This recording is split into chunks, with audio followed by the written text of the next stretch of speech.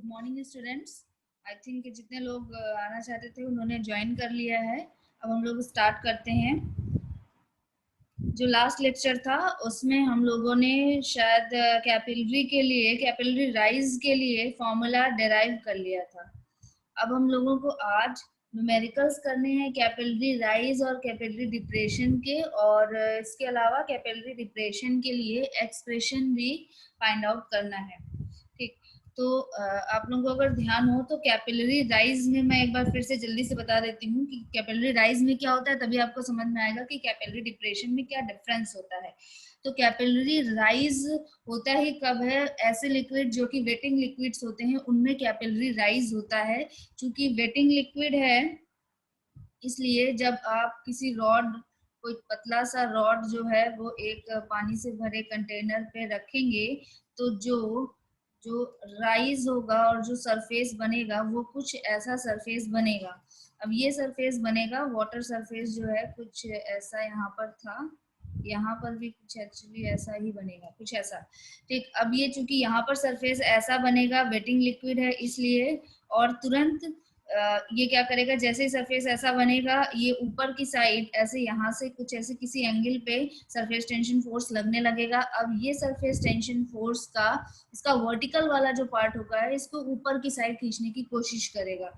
एक कब तक खींचता चला जाएगा वाटर को ऊपर? जब तक कि जो ऊपर जो फोर्स लग रहा है, सरफेस टेंशन फोर्स जो है वो वेट ऑफ लिक्विड जो इस रॉड के अंदर फिल हो गया है उसके वेट के बराबर नहीं हो जाता है, तब तक उसको ऊपर की साइड ये लेके जाता है। अब बात आती है कि फॉर्मूला जो डिराइव होकर आएगा, मीन्स का जो फॉर्म होती है तो इसको हम लोग लोअर लेवल से लेते हैं, लोअर लेवल से यहाँ तक का एच हम लोग मानते हैं, और ये जो एच होता है फॉर्मूला डिराइव होकर आया था 4 sigma cos theta upon rho g d, ये फॉर्मूला डिराइव हुआ था। और यहाँ तक आप लोगों ने क्वेश्चन किया था। अगर वाटर को प्योर बोला जाता है तो थीटा इक्वल टू 0 डिग्री लेते हैं हम लोग, और अगर ग्लास क्लीन है ऐसा बोला जाता है तो भी थीटा इक्वल टू 0 डिग्री होता है। और जब थीटा इक्वल टू 0 डिग्री होता है तभी जो एच है वो एच मैक्स हमें मिलेगा।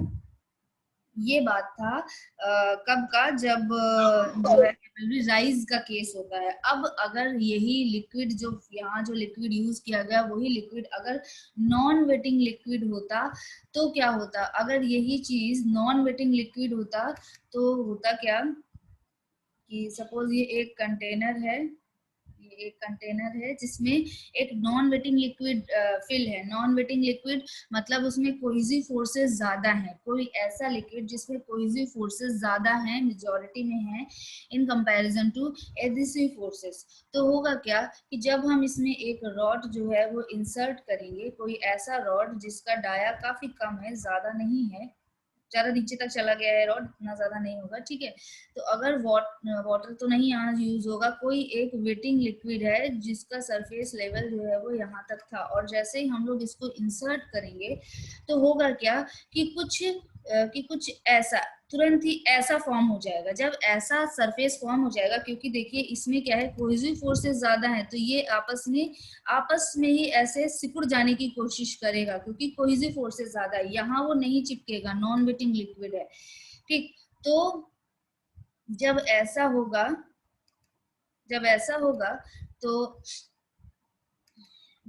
तो अब यहाँ पे क्या हो गया, जब अब इधर देख लेते हैं अलग से कि अगर ऐसा सरफेस फॉर्म हुआ तो जो सरफेस टेंशन क्रिएट हो रहा है वो इस डायरेक्शन में क्रिएट हो रहा है, वो कुछ इस डायरेक्शन में क्रिएट हो रहा है। तो इसका ये जो हम लोग, वैसे तो ये जो थीटा हम लोग लेते हैं, एक और चीज, हाँ, दो चीजों में आपको क्वेश्चन पूछा जा सकता है, या तो वो थीटा बोलेगा या तो वो अल्फा बोलेगा, दोनों चीजें बोल सकता है। जब वो अल्फा आपको अल्फा टर्म से वो देगा तो इट मीन्स वो कैपिलरी डिप्रेशन ही है, वो आप एकदम श्योर हो जाइए। अगर suppose alpha equal to 30 degree उसने बोला तो इट मीन्स अल्फा क्या, अल्फा मतलब ये वाला एंगल अल्फा बोल रहा है, ये एंगल जो है वो अल्फा है, और ये एंगल जो है वो सॉरी ये दूर तक चला गया है, ये इतना एंगल जो है वो ये क्या है, ये है थीटा है ये एंगल, ठीक है। तो अगर थीटा बोला जाता है तो थीटा, अगर सिर्फ थीटा में आपको क्वेश्चन में सिर्फ थीटा गिवन है तो थीटा की दो पॉसिबिलिटीज हैं कि वो जो है वेटिंग लिक्विड भी हो सकता है और नॉन वेटिंग लिक्विड भी हो सकता है, मतलब कि कैपिलरी राइज भी हो सकता है और कैपिलरी फॉर्म, कैपिलरी डिप्रेशन भी हो सकता है, कैपिलरी फॉल भी हो सकता है, ठीक। तो थीटा की वैल्यू ये डिफाइन करती है कि कैपिलरी राइज है या कैपिलरी फॉल है। अगर थीटा की जो वैल्यू है वो 90 डिग्री से कम है तो सीधी बात है कि कैपिलरी राइज का केस आपको गिवन है, और अगर थीटा की वैल्यू 90 डिग्री से ज्यादा है तो इट मीन्स क्या है कि वो जो केस है वो आपको कैपिलरी डिप्रेशन का गिवन है।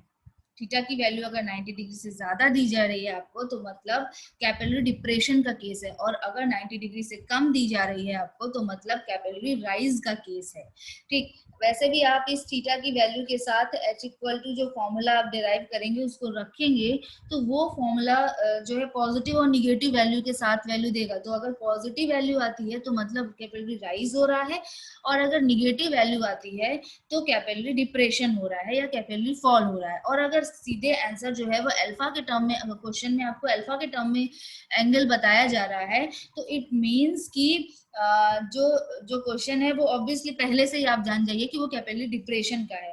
अच्छा, अल्फा और थीटा में रिलेशन क्या है कि alpha equal to 180 minus 180 minus theta. आपको इसमें भी दिख ही रहा होगा, देखिए ये थीटा है, यहाँ से रॉड का ये जो सरफेस है, यहाँ से लेकर ये जो सरफेस टेंशन का जो आगे बढ़ाने पर जो हमें मिला है वहां तक थीटा है, और ये जो जहां से ये सरफेस टेंशन है और रॉड यहाँ तक का जो है वो अल्फा है। तो अल्फा और थीटा को अगर हम लोग प्लस करेंगे तो 180 डिग्री जो है वो फॉर्म होगा। तो दोनों केसेस में आपको एंगल जो है वो दिया जा सकता है। ओके, फॉर्मूला वही यूज करना है, लेकिन अगर अल्फा आप यूज कर रहे हैं तो ऑब्वियसली अल्फा से जो एच की वैल्यू काउंट होकर आएगी वो पहले ही वो पॉजिटिव आएगी। तो जब पहले ही आपने अल्फा को आपने कैपिलरी डिप्रेशन मानते हुए सॉल्व किया है तो ऑब्वियसली वो पॉजिटिव वैल्यू देगा। जो आपको बाद में याद रखना है कि भले वो वैल्यू पॉजिटिव आ रही है लेकिन वो कैपिलरी डिप्रेशन है, क्योंकि आपने अल्फा पहले ही उसका चेंज करके लिया है। और अगर आप थीटा की वैल्यू रखते हैं तो कोई दिक्कत ही नहीं है। थीटा की वैल्यू अगर पॉजिटिव आती है तो कैपिलरी राइज है, और अगर निगेटिव आती है तो कैपिलरी फॉल है, ठीक है। इतना चीज आई थिंक क्लियर होगा। अब हाँ, अब अल्फा और थीटा के बारे में बात हो गई। हम थीटा वर्ड यूज करेंगे हमेशा, क्योंकि उसमें ये कोई भी जो कंफ्यूजन होता है ना वो क्रिएट नहीं होता है। अब बात करते हैं, अगर ये रॉड जो है वो इसमें इंसर्ट की गई तो क्या होगा। अगर ये रॉड जो है कुछ ऐसा है, ऐसा कुछ रॉड का केस है और ऐसे ये इंसर्ट किया गया तो मान लीजिए ये कुछ ऐसा फॉर्म हो, तुरंत वाटर लेवल, वाटर तो नहीं यहाँ यूज होगा, कोई एक नॉन वेटिंग लिक्विड है जो कोई सरफेस कुछ ऐसा फॉर्म हुआ, ठीक। क्योंकि ऐसा सरफेस ही क्यों बना, इसका रीजन यही है कोहेसिव फोर्सेस ज्यादा हैं तो वो क्या करेंगे, इसको आपस में बाइंड रखेंगे और इससे नहीं चिपकने देंगे, वो नॉन वेटिंग है इसलिए। तो अब ये जो सरफेस टेंशन क्रिएट होगा तो वो देखिए कुछ ऐसे एंगल में क्रिएट होगा। अब ये जो एंगल क्रिएट हो रहा है ये ऑब्वियसली ना हॉरिजॉन्टल है ना वर्टिकल है, ठीक है। तो इसका ये जो यूज हो रहा है इस थीटा का, ये वाला term vertical direction, vertical downward direction वाला जो टर्म है वो लिया जाएगा। मतलब अगर ये सिग्मा लग रहा है, ये सिग्मा लग रहा है और ये अल्फा है तो सिग्मा सिग्मा कॉस अल्फा, या फिर थीटा है तो ये इधर एंगल लेंगे तो सिग्मा कॉस थीटा, तो ये यूज होगा। तो सिग्मा कॉस थीटा का जो सरफेस टेंशन है वो क्या करेगा, इसको वर्टिकली डाउनवर्ड खींचने लगेगा। अब जब वर्टिकली डाउनवर्ड खींचने लगेगा तो कब तक खींचता चला जाएगा, इसको नीचे कब तक खींचता चला जाएगा। तो अभी ये फॉर्मूला आपने नहीं सीखा है, मैं खुद अभी इसी यूनिट में आप लोग सीखेंगे ये फॉर्मूला। वैसे आप लोग इंटर में फॉर्मूला पढ़ चुके हैं कि अगर ये वाटर लेवल है तो यहाँ पे अगर कोई पॉइंट है बीच में, आप इस पॉइंट पे अगर प्रेशर कैलकुलेट करना चाह रहे हैं और ये जो हाइट जो है वो h है, सपोज इस पॉइंट का जो वाटर सरफेस है उससे जो डेप्थ है वो h है अगर, तो इस पॉइंट पे जो प्रेशर की जो वैल्यू होगी वो कितनी हो जाएगी, प्रेशर की वैल्यू हो जाएगी रो जी एच, ये वैल्यू हो जाएगी। अभी के लिए वैसे तो आप लोगों को ये ऑलरेडी ये चीज डिराइव करके बताई जा चुकी होगी इंटर में, लेकिन अगर नहीं बताई गई है तो कोई बात नहीं। अभी जैसे ही आप लोग जैसे ये यूनिट मतलब ये यूनिट अभी ये टॉपिक खत्म होगा, उसके बाद हम लोग जब स्टैटिक्स पढ़ेंगे तो सबसे पहला फॉर्मूला यही डिराइव होगा, P equal to rho g h, मतलब जो कि h क्या है, वो ये डिस्टेंस है, ये इस जो ये पॉइंट कंसीडर किया जा रहा है उसका वाटर सरफेस से जो डेप्थ है वो है h। तो अगर इस पॉइंट पे अगर हमें प्रेशर चाहिए तो रो जी एच फॉर्मूला लगेगा। रो क्या है, डेंसिटी है, इस ये जो जो भी लिक्विड यूज है उसकी मास डेंसिटी है, और जी तो आपको पता है एक्सेलरेशन ड्यू टू ग्रेविटी, और एच क्या है, ये हाइट है। इस पॉइंट का डेप्थ है वाटर सरफेस, वाटर सरफेस मतलब किसी भी लिक्विड सरफेस से। ओके, तो ये जो सरफेस टेंशन है उसको नीचे की साइड जब लग रहा है, तो जब नीचे की साइड लग रहा है तो ये कब तक नीचे की साइड खींचता चला जाएगा, जब तक कि इसके थ्रू ये उतना नीचे जाएगा जिसके थ्रू ये जो प्रेशर लग रहा है नीचे से ऊपर की साइड, जो प्रेशर लग रहा है उसके बराबर नहीं हो जाता। मतलब कि मान लीजिए कि प्रेशर फोर्स और ये जो सरफेस टेंशन फोर्स है वो इस सिचुएशन में आके बराबर हो गए, तो इस जगह पर जो आपका ये आउटर ऐसे इधर साइड इस डायरेक्शन में जो प्रेशर लग रहा है वो प्रेशर फोर्स जो है वो किसके बराबर हो जाएगा, ये डाउनवर्ड लगने वाले जो सरफेस टेंशन फोर्स लग रहा है इसके बराबर हो जाएगा। तब ये नीचे जाना जो है वो रुक जाएगा, इक्विलिब्रियम कंडीशन जब हो जाएगी तो ये रुक जाएगा। मतलब कि इक्विलिब्रियम कंडीशन में क्या होगा, दो फोर्सेस आपस में बराबर हो जाते हैं। कौन कौन से, एक सिग्मा कॉस थीटा की वजह से जो कि वर्टिकली डाउनवर्ड लग रहा है ये फोर्स, और प्रेशर फोर्स जो कि अपवर्ड लग रहा है।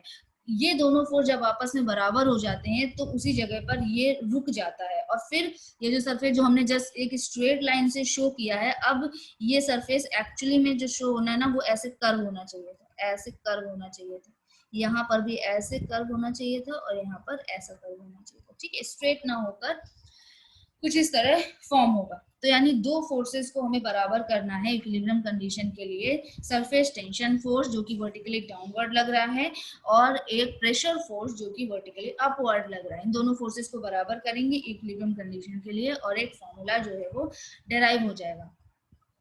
बेटा इसमें तक में किसी को कुछ अगर मुझसे पूछना है तो आप लोग मुझसे पूछ सकते हैं, क्योंकि आप लोग अपने आप को अनम्यूट कर सकते हैं, या तो फिर आप चैट में लिख दीजिए या फिर मैम मैम इसमें डाउट है मुझे, दिव्यांश नाम है मैम। जब नॉन वेटिंग लिक्विड में हम कोई अगर, यस मैम, तो मैम इसमें हाइट कितनी अटेन करेगा वो जब हम इसमें नॉन वेटिंग फ्लूइड में डालेंगे इसको, ग्लास ट्यूब को?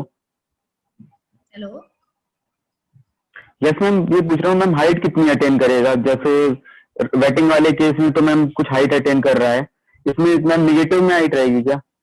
हाँ बेटा वही तो मैंने आपको सरफेस के, शुरुआत में, लिक्विड के सरफेस से।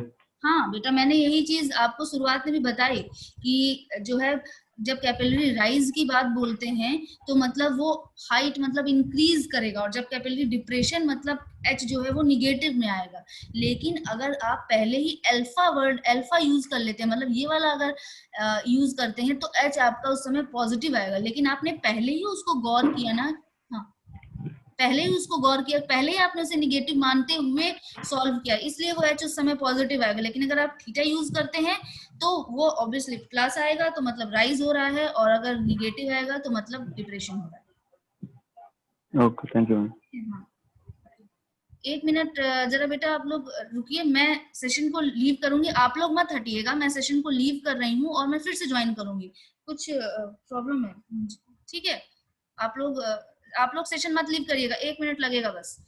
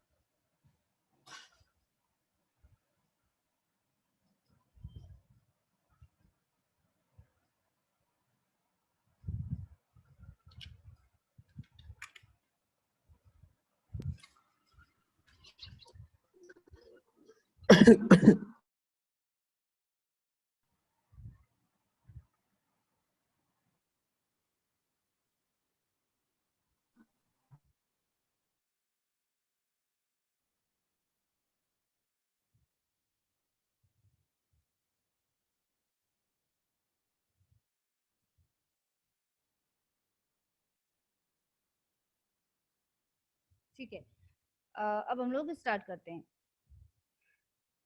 तो देखो, ये हो गया कि दो फोर्सेस को हमें बराबर करना है और एक फॉर्मूला जो है वो डिराइव होकर हमारे सामने आ जाएगा, जो कि फॉर्मूला वही होगा जो हमने कैपिलरी राइज के लिए डिराइव किया था, वही फॉर्मूला डिराइव होगा। तो जो सबसे पहला जो फॉर्मूला, दो तरीके के फोर्सेस को हमें बराबर करना है। तो सिग्मा कॉस थीटा, हम कॉस थीटा लेकर चल रहे हैं, जिसको अल्फा लेना है तो अल्फा ले लीजिए, कोई दिक्कत नहीं है, लेकिन ध्यान रखिएगा फिर अल्फा लेने के बाद जो हाइट आएगी वो आपकी पॉजिटिव में ही आएगी। तो इस चीज को आपको ध्यान रखना है कि अगर आपने पॉजिटिव पहले उसको निगेटिव मान लिया है तो आपको हाइट पॉजिटिव मिलेगी तो वो डिप्रेशन शो करेगी, लेकिन ठीक है, पॉजिटिव होने के बाद ही वो डिप्रेशन शो करेगी। ठीक, तो दो फोर्सेस को बराबर करना है, ये हुआ सिग्मा कॉस थीटा। और ये एक्ट कहाँ पर कर रहा है? ये एक्ट कर रहा है इसकी पेरीफेरी पर, मतलब अगर इसका डाया जो है, इस पाइप का डाया जो है वो स्मॉल डी है, अगर हम इसको डाया को स्मॉल डी माने तो यानी पाई डी पर एक्ट करेगी। मतलब कि एक फोर्स क्या हुआ, जो सरफेस टेंशन फोर्स हुआ वो कितना हुआ, sigma cos theta, sigma cos theta multiplied by पाई और डी, ये फोर्स हुआ एक फोर्स। और ये किधर की साइड एक्ट करेगा, ये वर्टिकली डाउनवर्ड एक्ट करेगा, और वर्टिकली अपवर्ड जो एक्ट करेगा वो होगा प्रेशर फोर्स। तो प्रेशर ये जो आपको मिलेगा वो ऑब्वियसली वो प्रेशर है, प्रेशर की इंटेंसिटी मिल रही, प्रेशर मिल रहा है। तो पहले तो इसको तो रख ही दीजिए, रो जी और एच, और इसको फोर्स में कन्वर्ट करने के लिए ये जितने एरिया में एक्ट कर रहा है उसका मल्टीप्लाई करेंगे, तो जो प्रेशर है वो इसके क्रॉस सेक्शनल एरिया पे एक्ट करेगा। तो यानी ये जो रॉड डाली गई है इसका क्रॉस सेक्शनल एरिया पे एक्ट करेगा, मतलब पाई बाई 4 डी स्क्वायर पे एक्ट करेगा। ये प्रेशर था, इसमें हमने क्रॉस सेक्शनल एरिया का मल्टीप्लाई किया। सिग्मा का जो यूनिट होता है वो न्यूटन पर मीटर होता है, इसलिए इसकी करस्पॉन्डिंग लेंथ का मल्टीप्लाई किया। अब दोनों ये फोर्स हो चुके हैं, rho g h multiplied by pi by 4 d square, pi by 4 d square. अब जरा आप लोग इसे सॉल्व कीजिए और बताइए कि आपको स्मॉल एच इक्वल टू क्या मिला। सॉल्व करिए। सिग्मा, सिग्मा तो एज इट इज रहेगा, कॉस थीटा भी रहेगा ही रहेगा, पाई से पाई कैंसिल हो जाएगा, और एक डी से डी स्क्वायर का एक डी कैंसिल हो जाएगा। तो बचेगा क्या, small h equal to 4 sigma cos theta upon rho g d, ये बचेगा 4 sigma cos theta upon rho g d, ये भी मिलेगा हमें। ठीक है, तो ये एक फॉर्मूला डिराइव हुआ। अब जरा आप लोग ये देखें तो फॉर्मूला अभी भी आपको वही मिला है जो कैपिलरी राइज के लिए था, जो कैपिलरी राइज के लिए था सेम फॉर्मूला आपको कैपिलरी डिप्रेशन के लिए भी मिला है। तो इसको आपको ध्यान रखना है, फॉर्मूला सेम यूज होगा दोनों ही कंडीशंस में। हाँ, थोड़ा डेरिवेशन प्रोसेस अलग है, अदरवाइज सब कुछ सेम है। एक चीज और आपको ध्यान रखनी है, अगर ये जो फ्लूइड जो यहाँ पर यूज किया गया है ये मरकरी बोला जाता है, तो इन केस अगर आपको थीटा की वैल्यू नहीं बताई जाती है तो आप अपनी ओर से थीटा की वैल्यू लेंगे 128 डिग्री। ठीक है, 128 डिग्री लेंगे, जो थीटा हम लोग यूज कर रहे हैं वो डिग्री में ही यूज कर रहे हैं। अगर कुछ वैल्यू नहीं गिवन होती है मरकरी के लिए तो 128 डिग्री लेना है। अगर कुछ और वैल्यू गिवन है, जैसे कभी कभी 130 131 ऐसे कुछ कुछ दे देता है वैल्यू, तो आपको जो वैल्यू गिवन है वही वैल्यू यूज करनी है। ठीक, तो दोनों डेरिवेशन हो चुके हैं, अब हम लोगों को इसका न्यूमेरिकल करना है। तो जरा आप लोग न्यूमेरिकल लिखिए जल्दी से। Calculate the capillary rise, calculate the calculate the capillary rise, calculate the capillary rise अब जब राइज बोल रहा है इट मीन्स कि हाइट इंक्रीज ही होगी, capillary rise in a glass tube, in a glass tube of 2.5 mm dia, in a glass tube of 2.5 mm dia, 2.5 mm dia, when immersed vertically in water, first case है water, second case है mercury, दोनों में 1 by 1 उसको dip किया जाता है। तो सबसे पहले वाटर पे डिप किया जाएगा। Take surface tension for water and air, surface tension for water and air equal to 0.0725 newton per metre. Sigma की जो वैल्यू आपको बताई गई है ये वाटर और एयर के बीच में है। मैं फिर से बोल दूं, take surface tension sigma equal to 0.0725 newton per metre for water and air, and sigma equal to एक और सिग्मा दिया जा रहा है वो मरकरी वाले केस के लिए है। तो सेकेंड जो सिग्मा इक्वल टू है, sigma equal to 0.52 newton per metre, 0.52 newton per metre. ये जो सरफेस टेंशन है, take surface tension equal to 0.52 newton per metre for mercury in contact with air, for mercury in contact with air. The specific gravity of, ये तो पता होना चाहिए, ये value में नहीं बोल रही, ठीक है। और angle of contact, angle of contact between mercury, angle of contact between mercury and glass is 130 degree. ठीक, मैं फिर से बोल दे रही हूँ, अगर जो लोग लिख चुके हैं वो लोग क्वेश्चन सॉल्व करें। फिर से देखिए, calculate the capillary rise in a glass tube of 2.5 mm dia when immersed vertically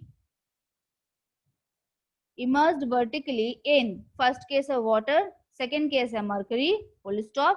Take surface tension between water and air sigma equal to 0.0725 Newton per meter, and take surface tension between mercury and air equal to 0.52 Newton per meter.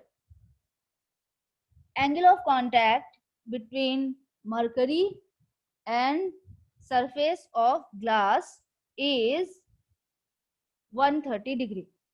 ठीक, तो अभी mercury का case भूल जाइए, पहले आप water के लिए केस के लिए देखिए। तो वाटर के लिए आपको जो वैल्यूज दी गई हैं वो d equal to 2.5 mm given है, 2.5 mm गिवन है। तो इसको पहले तो आप जो है मीटर पे कन्वर्ट कर लीजिए। तो कितने का जो है इसमें मल्टीप्लाई करना पड़ेगा, 2.5 multiplied by 10 to the power minus का 3, 10 to the power minus 10 to the power minus का 3, ये आपका कन्वर्ट हो गया किसमें, मीटर में। ठीक, और आंसर सही है, जो बच्चे ने आंसर लिखा है वो एकदम सही आंसर है। ठीक है, डी का वैल्यू आपको पता है, सिग्मा का वैल्यू आपको पता है, आपको एच का वैल्यू निकालना है, और थीटा के बारे में कुछ नहीं बोला गया है। जब थीटा के बारे में कुछ नहीं बोला गया है वाटर के केस के लिए, तो आपको थीटा इक्वल टू 0 लेना है। थीटा इक्वल टू हो जाएगा क्या, 0। जब थीटा इक्वल टू 0 हो जाएगा, 0 डिग्री हो जाएगा, तो फॉर्मूला आपको पता ही है। सबसे पहले फॉर्मूला लिखिए, H equal to 4 sigma cos theta upon rho g d. तो आपको H की वैल्यू निकालनी है 4 मल्टीप्लाइड बाई सिग्मा की वैल्यू गिवन है 4 सिग्मा cos थीटा भी गिवन है 4 sigma cos theta upon rho की वैल्यू वाटर बोल रहा है, तो रो की वैल्यू कितना होगा आपको पता है, मास डेंसिटी ऑफ वाटर यूज करिए, ठीक है। और ध्यान रखिएगा सब कुछ मीटर में है, तो वैल्यूज 1 ग्राम पर सीसी वाली वैल्यू मत लीजिएगा, ठीक। रो हो गया, जी की वैल्यू 9.81 मीटर पर सेकेंड स्क्वायर आपको पता है, और डी की वैल्यू जो है वो मीटर वाली वैल्यू रखिएगा। अब बस आपको कैलकुलेटर यूज करना है, कैलकुलेटर यूज करिए और एच की वैल्यू मुझे बताइए। आपकी मर्जी, आप एमएम में आंसर दें, मीटर में आंसर दें, सेंटीमीटर में आंसर दें, जो मर्जी में आंसर दें, ठीक है। जरा मुझे आंसर दीजिए। एच फॉर मरकरी 4.02 मीटर, बेटा इतना तो होगा ही नहीं। नहीं, आंसर बेटा जो बाद में, दिव्यांश बेटा आपका मरकरी वाला आंसर गलत है। हाँ नहीं, ये भी आंसर गलत है बेटा। विवेक बेटा आपका आंसर, आप यूनिट्स में गड़बड़ कर रहे हैं, बस यूनिट्स आपका मीटर नहीं आएगा, चेक करो फिर से। मैं तब तक आप लोगों का अटेंडेंस ले रही हूँ, तुरंत आप लोग इसको सॉल्व करके मुझे आंसर बताइए।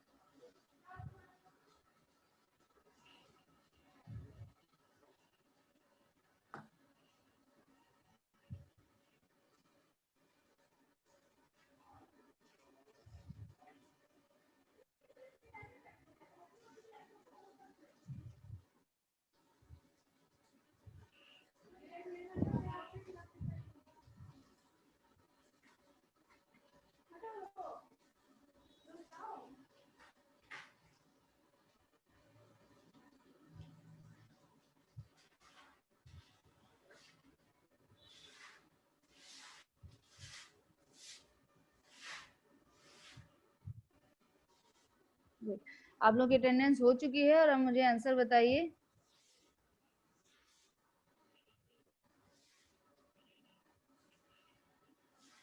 वाटर के लिए जो आपको आंसर मिलेगा, अगर आप मीटर में आंसर दे रहे हैं तो आपको जो वैल्यू मिलेगी वो मिलेगी क्या, 0.0118 मीटर।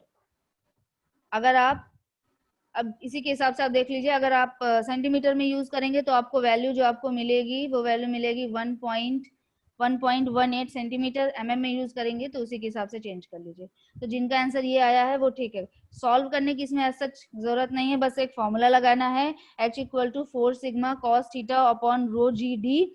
4 मल्टीप्लाइड बाई सिग्मा की वैल्यू है 0.0725 मल्टीप्लाइड बाई कॉस 0 यानी उसकी वैल्यू हो जाएगी 1 डिवाइड बाई रो की वैल्यू यूज करेंगे 1000 KG per metre cube, 1000 multiplied by 9.81 multiplied by d की value 2.5 multiplied by 10 to the power minus का 3 मतलब 0.0025। इसको आप सॉल्व करेंगे तो आपको ये वैल्यू मिलेगी 0.0118 मीटर। इसके अकॉर्डिंग आप देख लीजिए, आंसर जो सेंटीमीटर में दे रहे हैं बच्चे वो 1.18 आंसर आपको सेंटीमीटर में मिल जाएगा। अब जरा यही काम आप लोग करिए कैपिलरी डिप्रेशन के लिए। कैपिलरी मरकरी बोला है दूसरा, तो ऑब्वियसली कैपिलरी डिप्रेशन होगा, लेकिन इसमें जो थीटा दिया है वो थीटा 130 दिया है, तो यानी आपको अल्फा नहीं दिया गया, थीटा दिया गया है, तो एज इट इज इस थीटा को यूज करिए, वो निगेटिव वैल्यू खुद ही आ जाएगी। जब निगेटिव आएगी तो इट मीन्स जो वैल्यू आएगी वो जो है वो डिप्रेशन शो कर रही है, निगेटिव आ रही है इट मीन्स डिप्रेशन शो कर रही है, ठीक है।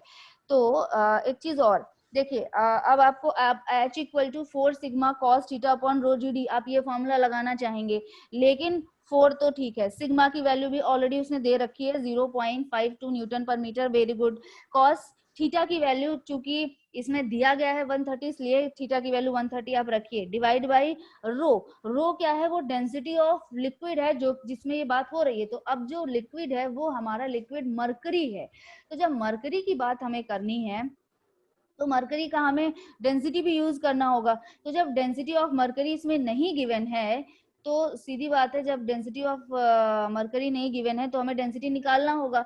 अब अगर आपको डेंसिटी ऑफ मरकरी डायरेक्ट पता है तो आप वो वैल्यू यूज कर लीजिए, नहीं पता है तो आपको एक वैल्यू मैंने बोली थी कि वो वैल्यू आपको याद रखनी है, वो क्या है, स्पेसिफिक ग्रेविटी ऑफ ये जो मरकरी है वो 13.6 होता है, ये आपको याद रखना है। तो जब स्पेसिफिक ग्रेविटी ऑफ मरकरी 13.6 है, ये आपको पता है, तो एक फॉर्मूला भी आपको पता होगा, specific gravity equal to mass density of mercury divide by mass density of water, और मास डेंसिटी ऑफ वाटर कितना होता है, 1000 होता है। यानी density of liquid, density of mercury कितना हो गया, 13.6 multiplied by 1000 KG per metre cube, यानी कि 13600 केजी पर मीटर क्यूब, ये डेंसिटी ऑफ मरकरी आ गया। आपको डायरेक्ट अगर ये वैल्यू आती है तो आप डायरेक्ट यूज करिए, ठीक है। Density of liquid, density of mercury आपको पता चल गया है, जी की वैल्यू 9.81 आपको पता है, और डी की वैल्यू ऑलरेडी वो गिवन है 0.0025। फाइनली जो आपको वैल्यू मिलेगी वो मिलेगा माइनस का 0.004 मीटर, ये वैल्यू आपको मिलेगी। इसके अलावा जितने भी आंसर आ रहे हैं वो सब गलत हैं, ठीक है। हाँ ये सही है 0.00 ये भी आंसर सही नहीं है। मीटर में आपका अभिषेक बेटा कुछ तो गड़बड़ किया कर दिया है आपने, कुछ एक पॉइंट का और डिफरेंस हो गया है आपके उसमें, ठीक है। तो अगर सेंटीमीटर में बात करें तो 0.4 सेंटीमीटर आएगा आंसर, ठीक। अगर ये आंसर किसी को नहीं मिल रहा है तो आप एक बार फिर से सॉल्व करिए, फॉर्मूला डायरेक्टली एक फॉर्मूला लगना है, वैल्यू सब आपके पास है, रख देना है, फॉर्मूला आपका सॉल्व हो जाएगा, ठीक है। तो फाइनल आंसर जो आपको मिलेगा वो मिलेगा 0.4, मतलब माइनस का 0.4 सेंटीमीटर मिलेगा, मतलब माइनस ये शो करता है कि डिप्रेशन है, तो 0.4 सेंटीमीटर फाइनल आपका आंसर होगा। नेक्स्ट क्वेश्चन लिखिए, नेक्स्ट क्वेश्चन लिखिए, find out the minimum size of glass tube, find out the, अगर जिनका नहीं हुआ है तो दिक्कत की बात नहीं है, मैं पीडीएफ इसका सेंड करूंगी, फॉर्म क्वेश्चन उसमें लगे हुए हैं। अगर फिर भी नहीं आता है तो आप लोग मैसेज कर दो, मैं उस समय बता दूंगी, और अगर नेक्स्ट ज्यादा बताने वाली चीज होगी तो मैं आपको बताऊंगी किसमें क्लास में बताऊंगी फिर मैं। मैम मरकरी की डेंसिटी हम लोग ने 13.6 में 1000 दिया था। किसने बेटा, देखो 13. मैम मरकरी की डेंसिटी इसमें 13.6 केजी पर मीटर क्यूब होती है ना। बेटा वो स्पेसिफिक ग्रेविटी होती है 13.6 उसकी, मरकरी का स्पेसिफिक ग्रेविटी 13.6 होता है, मरकरी वाटर के कंपैरिजन में 13.6 गुना भारी होता है ना। और उसमें 1000 का मल्टीप्लाई करेंगे, उसकी मास डेंसिटी ऑफ वाटर का मल्टीप्लाई करेंगे, तो सबसे पहला लेक्चर देखो इसमें आपको मिल जाएगा ये। एक चीज और, एक बच्चे ने मुझसे पूछी थी इस क्वेश्चन को लिखने से पहले, अब क्योंकि अब टाइम तो बहुत कम बचा है तो हम लोग वो चीज समझ लेते हैं, कहाँ वो चीज, किसी एक बच्चे ने मुझसे पूछा था कि मैंने कुछ एक टर्म लिखा है, मुझे वो चीज अभी मिल नहीं रही है, आप लोग चेक कर लीजिएगा, किसी एक बच्चे ने मुझसे पूछा था, वो क्या था वो हम लोग देख लेते हैं। देखिए सरफेस टेंशन में ही कहीं एक लाइन लिखी हुई है कि जो है टेंशन क्रिएट होगा, क्या लाइन थी, हाँ ये लाइन आपसे बोली गई है आपको, at the interface of two immiscible liquid और on free surface of liquid और a net downward force act cause downward curvature of surface. ये बोला था एक बच्चे ने कि ये कैसे हो गया, डाउनवर्ड कर्वेचर ही कैसे बनेगा, ठीक है। तो अब आपको ये बात समझ में आई बेटा कि वो कर्वेचर ऐसा क्यों बनेगा, ठीक है, और उसमें टेंशन क्यों आएगा, ये अब क्लियर हो गया होगा। मैंने उस बच्चे को ये रिप्लाई दिया था कि 3-4 क्लास करने के बाद आप ये चीज समझ पाएंगे। अब आपको समझ में आया ना, क्यों नहीं आया तो फिर से सोचो एक अलग तरीके से। मान लीजिए एक ऐसा एक रॉड है और आपने रॉड मतलब एक डोरी है, उसमें आपने यहाँ पर एक वेट लगा दिया है जो कि नीचे की साइड लग रहा है, तो कुछ देर बाद जो इसका शेप हो जाएगा ना वो ऐसा हो जाएगा, ऐसा हो जाएगा। और इनमें ये जो रॉड यहाँ पर ये जो डोरी आएगी उसमें टेंशन फोर्स आएगा और कर्वेचर ऐसा बना। ठीक है, तो यही चीज उसमें आपको बोली जा रही है कि कर्वेचर कुछ ऐसा बनेगा और डाउनवर्ड फोर्स जो है वो एक्ट करेगा। यहाँ पर टेंसाइल फोर्स आएगा, टेंसाइल फोर्स आएगा। वही चीज हमारे वाटर के केस में भी है, जो सरफेस होता है उस पर टेंसाइल फोर्स आता है ना, और डाउनवर्ड फोर्स एक्ट, डाउनवर्ड जो लोड लाता है वो उसके खुद के वेट की वजह से आता है। ठीक है, तो इसी चीज की वजह से वो चीज आपको बोली गई। बेटा आपस में बात मत करिए, अगर आपको आपस में बात करनी है तो अपना माइक ऑफ कर दीजिए, फिर जितना चाहे बात करिए। वो तो ठीक है, लेकिन एक काम था, ऐसे थोड़ा सा एक काम